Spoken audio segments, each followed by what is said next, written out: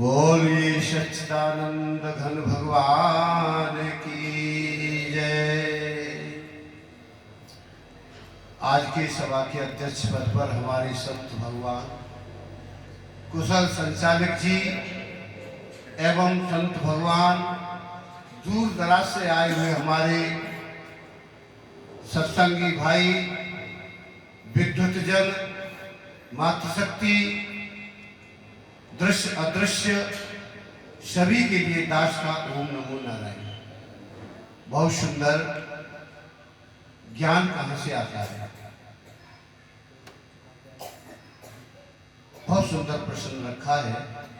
ये हमारे महापुरुष बताएंगे। मेरे तो एक छोटी सी एक बात समझ में आ रही है। ये जीव जो है ज्ञान स्वरूप है। ये जीव ही ज्ञान स्वरूप है। ज्ञान कहीं से आता नहीं है और ज्ञान कोई देता नहीं है। ज्ञान जो है हमारी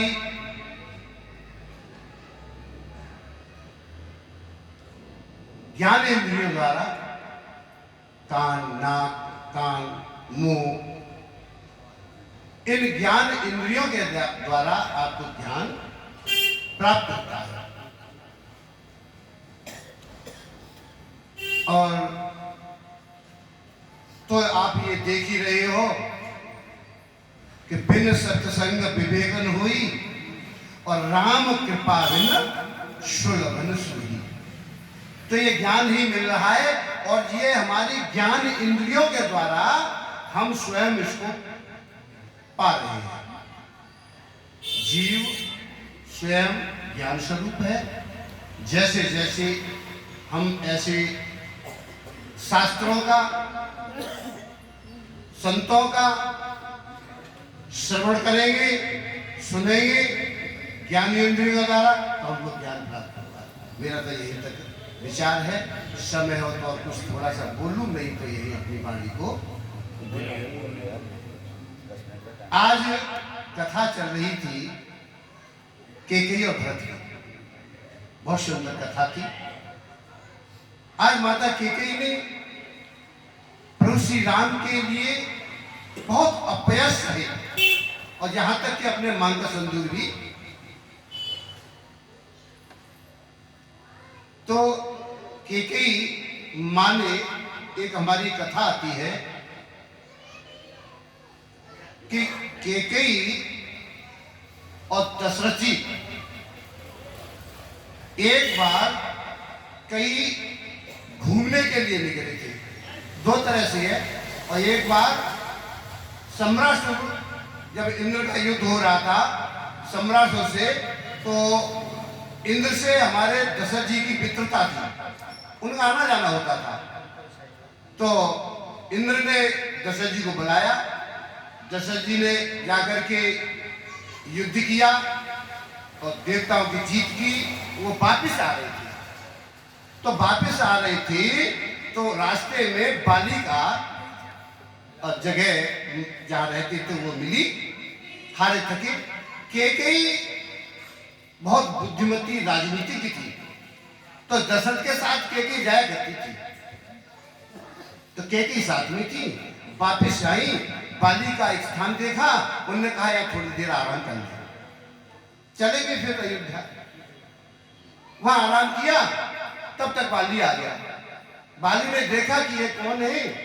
पता चला कि चक्रवर्ती राजा दशरथ है, केकई है। उन्होंने की बोल कहां से आ रहे हो, इस तरह से आ रहे। तो अच्छा कि हाँ ठीक, तो हमसे तुम्हें युद्ध करना पड़ेगा।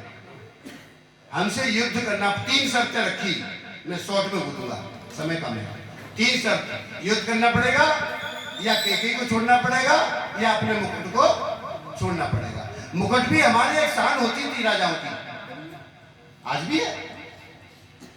केकई बहुत बुद्धिमान थी। उन्होंने सोचा कि मैं अगर केकई को छोड़ता हूं तब भी हानि है, और युद्ध करता हूं बाली से तो मैं जीत नहीं पाऊंगा। क्यों? कि बल दूसरे का ले लेता। बड़ी दिक्कत थी। कई बड़ी हमारी वैज्ञानिक थी, बहुत बुद्धिमत्ता थी। उन्होंने की कि महाराज इससे बेहतर तो यह है आप अपना मुकुट ही इनको दे दीजिएगा।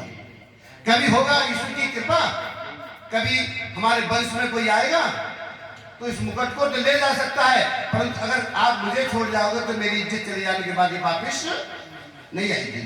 इस तरह से और वहां मुकुट को छोड़ दिया गया। रावण आया था, बाली के पास रहा, कांच में रहा, आपने कथा सुनी होगी, तो उन्होंने बंदी बना करके डाल दिया। तारा ने किसी दयावश उस रावण को छोड़ दिया। वह मुकुट जो है रावण के पास रखा था, उस मुकुट को लेकर के रावण भाग गया।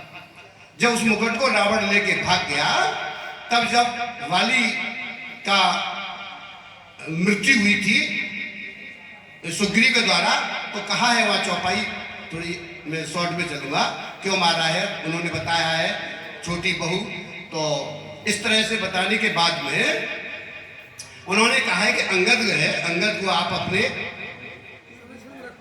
शरणार्थी में ले लो, ये अंगद तुम्हारा कुछ काम भी करेगा।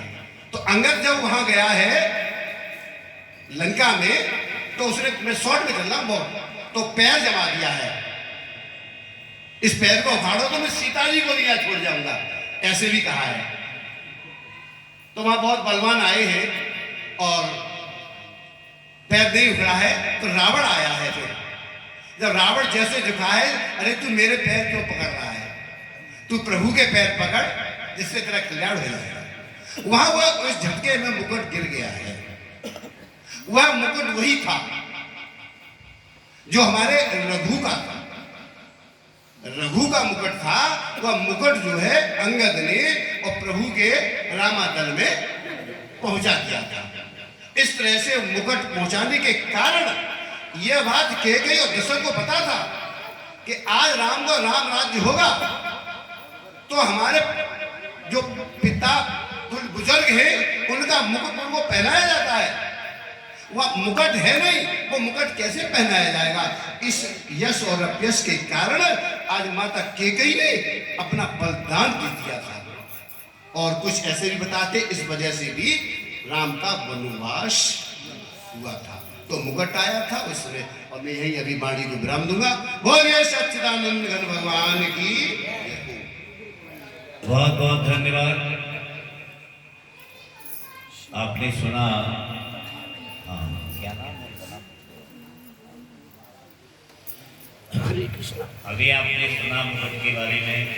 हिदायत इसलिए नहीं हुआ था, वनवास जाना पड़ा, और जब वो मुकुट आ गया तो फिर उनका राज्य हुआ।